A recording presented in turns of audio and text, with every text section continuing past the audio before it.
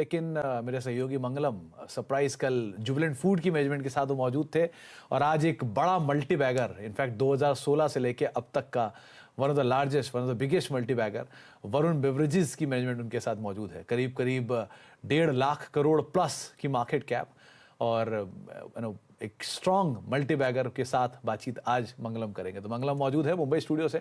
Over to you मंगलम। धन्यवाद सुमित जी। कल आपको पिज्ज़ा प्रॉमिस किया था, मुझे लगता है आज आपको पेप्सी भी प्रॉमिस करनी पड़ेगी। वरुण बेवरेजेस का जो शेयर है 18 गुना हो गया है आईपीओ से लेके आज तक, 2016 से अब तक 1.5 लाख करोड़ मार्केट कैप। जैसे कि आपने बताया इस साल भी स्टॉक ने 80% रिटर्न दिए हैं और कल ये सबसे बड़ा मूवर था मिड कैप एंड में, लार्जली क्योंकि कंपनी ने अपने दक्षिण अफ्रीका के कंपनी द बेवरेज को में 1320 करोड़ रुपए लगाए हैं, उसे खरीद लिया है। और साथ ही में कंपनी ने झारखंड में भी 450 करोड़ रुपए का प्लांट लगाने का एक ऐलान किया है। तो हमारे साथ जुड़ रहे हैं कंपनी के chairman Ravikant Jaipuria ji. Thanks a lot Ravikant ji हमारे साथ जुड़ने के लिए, और बधाई आपके निवेशकों को और आपकी कंपनी को। इतना ग्रोथ दिखाया है आपने, इतना वैल्यू क्रिएट किया है शेयर होल्डर्स के लिए। सबसे पहले तो मैं आपसे दक्षिण अफ्रीका के इस एक्विजिशन के बारे में जानना चाहता हूँ। 15% वॉल्यूम की बढ़ोतरी होगी आपके ओवरऑल बिजनेस में इस कंपनी को अक्वायर करके। इसमें ग्रोथ आप कैसा देखते हैं? रेवेन्यू कितनी बढ़ सकती है? पेप्सी का मार्केट शेयर कितना बढ़ सकता है? और आपका जो कामकाजी मुनाफा है, एबिटा है, वो दक्षिण अफ्रीका में कितना बढ़ सकता है? देखिए, दक्षिण अफ्रीका एक तो अफ्रीका की सबसे बड़ी मार्केट है और इंडिया से 40% कम, इंडिया मतलब 40% मार्केट है दक्षिण अफ्रीका, जो इतनी छोटी पॉपुलेशन के साथ भी 40% होना मतलब वहां का पर कैप बहुत बढ़िया है, बहुत हेल्दी है। और पेप्सी का मार्केट शेयर वहां पे बहुत कम है, हमारे मेन कॉम्पिटिटर के अगेंस्ट करीब 2-3% मार्केट शेयर है। तो बढ़ोतरी की बहुत गुंजाइश है। और टोटल हमने जो एक्विजिशन किया है वो करीब 120 मिलियन क्रेट का किया है, which is about 15% of BBL contribution. और इसका EBITDA हम एक्सपेक्ट कर रहे हैं कि 200 से 250 करोड़ का बेनिफिट हमें नेक्स्ट ईयर के बैलेंस शीट में, फाइनेंशियल ईयर में मिलेगा। 200 से 250 करोड़ का एबिटा बेनिफिट आपको मिलेगा 120 मिलियन केसेस वॉल्यूम के, यानी 15% बढ़ोतरी वहां पर। इसी पर मैं जानना चाहता हूं कि पहली बात तो आप इसे फंड कैसे कर रहे हैं, दूसरा इस वॉल्यूम बढ़ोतरी की यहां पर क्या गुंजाइश है, आपको वहां पर और कुछ कैपेक्स करना पड़ेगा, और तीसरा जैसे कि आपके प्रेस रिलीज में बताया कि करीबन 80% उस कंपनी के वॉल्यूम्स बी ब्रांड से आते हैं, ना कि पेप्सी से आते हैं, तो वो प्रपोर्शन में कितनी बढ़ोतरी आएगी, ये अगर आप हमें बता सकें। जो हमारे को दिखता है कि ज्यादा बढ़ोतरी हमारे को पेप्सी के ब्रांड से आएगी, जिसका मार्जिन मच बेटर है जो हमारे खुद के ब्रांड होंगे, बिकॉज बी ब्रांड्स का मार्जिन हमेशा कम होता है कंपेयर टू इंटरनेशनल ब्रांड्स। तो उसका एक तो हमें अपसाइड दिख रहा है।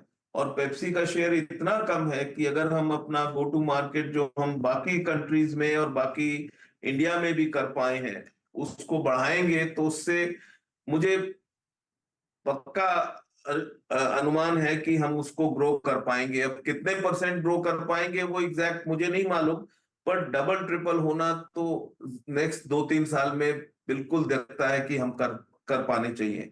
बहुत बढ़िया। 2-3% से अगर अगले 2-3 साल में डबल ट्रिपल हो जाए तो 9-10% का अनुमान एनालिस्ट लगा सकते हैं इस बात पर।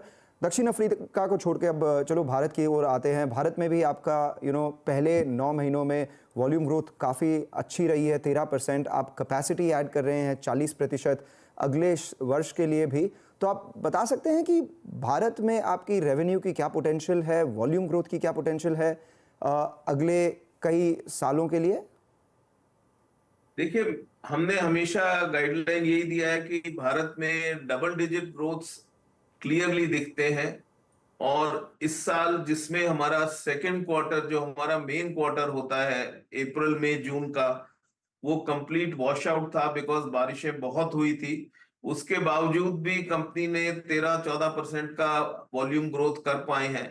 तो मुझे तो अगला साल भी बहुत अच्छा दिख रहा है। और बारिशों का तो मैं नहीं कह सकता, बट अदरवाइज कोई रीजन नहीं है। और अब की इस अगले साल के लिए हमारे पास कैपेसिटी भी बहुत रहेगी, जो हमने बढ़ोतरी कर ली है। हमारे जूस और डेयरी सेगमेंट में भी हमारे दोनों नए प्लांट चालू हो जाएंगे, तो उसकी बढ़ोतरी भी काफी होनी चाहिए। तो मुझे अगला साल तो काफी अच्छा नजर आ रहा है वरुण बेवरेजेस के लिए। आपने भारत में ऐसा क्या किया जिससे इतनी वॉल्यूम्स और मार्केट शेयर बढ़ गई? आप कह रहे थे कि पेप्सी से जब आपको जो दो रीजन्स मिले, साउथ और वेस्ट, उसमें आपने पेनिट्रेशन आपका बढ़ाया, जितनी दुकानों में पहुंचते थे उससे कई ज़्यादा दुकानों पर आप पहुंचे। तो उसका कितना बेनिफिट आ गया है, कितना आना बाकी है, और उससे मार्केट शेयर पे क्या फ़र्क पड़ा है पेप्सी का? देखिए, ऐसा है, जब हमने खरीदा था पेप्सिको से तो वो 2019 में खरीदा था। अनफॉर्चुनेटली उसके बाद 2 साल तक कोविड रिडन साल रहे, तो हमें एक्चुअल बेनिफिट 22 के अंदर ही मिला था इसका। और तो उससे मार्केट ग्रो होनी हमारी चालू हुई, और 22 हमारा बहुत अच्छा एक साल रहा। उसके बावजूद 23 के अंदर भी, जैसे मैंने आपको कहा, हमारा पीक सीजन खराब होने के बाद भी हमने 13-14% की ग्रोथ इस साल में कर ली है।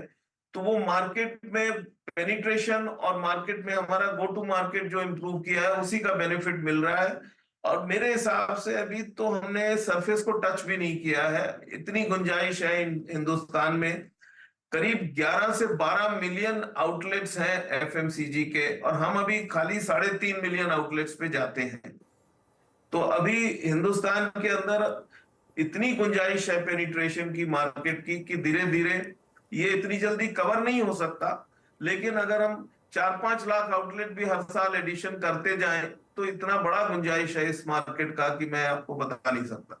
और हाल ही में मैं पेप्सी के मैनेजमेंट से बात कर रहा था, उन्होंने कहा कि स्टिंग का जो पॉपुलैरिटी इस देश में बढ़ी है, वो आपने जिस हिसाब से इसे बढ़ाया है, आप स्टिंग के बारे में हमें कुछ बता सकते हैं? वो आपके वॉल्यूम्स का अभी कितना प्रतिशत है, किस रेट से वो ग्रो हो रहा है, और आगे जाके कितना बन जाएगा?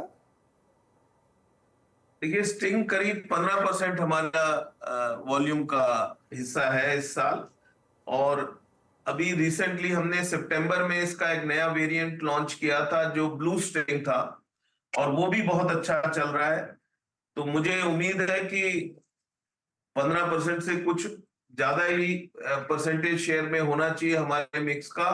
बट हमारा ओवरऑल ग्रोथ, जैसे सारे ब्रांड्स ग्रो कर रहे हैं, स्टिंग उससे ज्यादा ही तेजी से ग्रो करेगा, उससे कम नहीं नजर आ रहा मुझे। शुक्रिया रविकांत जी हमारे साथ जुड़ने के लिए और हमें आपके कंपनी के बारे में विस्तार से बताने के लिए। आपको हम धन्यवाद देते हैं, फिर से बधाई देते हैं और नव वर्ष की शुभकामनाएं भी देते हैं। लेडीज एंड जेंटलमैन, वो मैनेजमेंट ऑफ वरुण बेवरेजेस। उसके साथ मैं सुमित को वापस बुलाना चाहूँगा। सुमित, आपने कल एक बहुत बड़ी बात की थी, एक वरुण सब पे भारी। वो काफ़ी इंटरेस्टिंग था कि जो पेप्सी पीने वाले हैं, मुझे लगता है कि वो जो बाकी पदार्थों का सेवन करते हैं उससे बहुत ज़्यादा तगड़े हैं।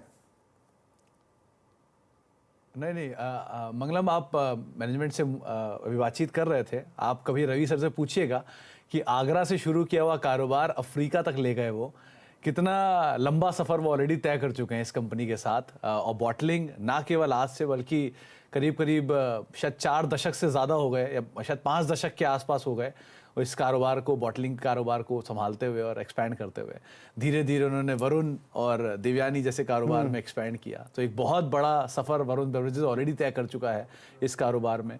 और जो लिस्टिंग पार्ट है वो तो खाली अभी देखा है, लेकिन नॉन लिस्टेड स्पेस में भी बहुत समय से वो एक्सपैंड कर ही रहे हैं। तो बहुत ही बढ़िया, शानदार कारोबार इस कंपनी का, और शानदार मैनेजमेंट से भी आप बातचीत कर भी रहे थे। बिल्कुल, बहुत बहुत शुक्रिया मंगलम हमारे तक ये तमाम डिटेल्स पहुंचाने के लिए। आपसे बातचीत में बाजार भी दिन के ऊपरी स्तरों पर आ गया और एक अच्छी तेजी इंडेक्स में देखने को मिल रही है। 0.5% के आसपास की बढ़त सो फार इंडिसेस पे कामकाज होता हुआ दिखाई पड़ रहा है।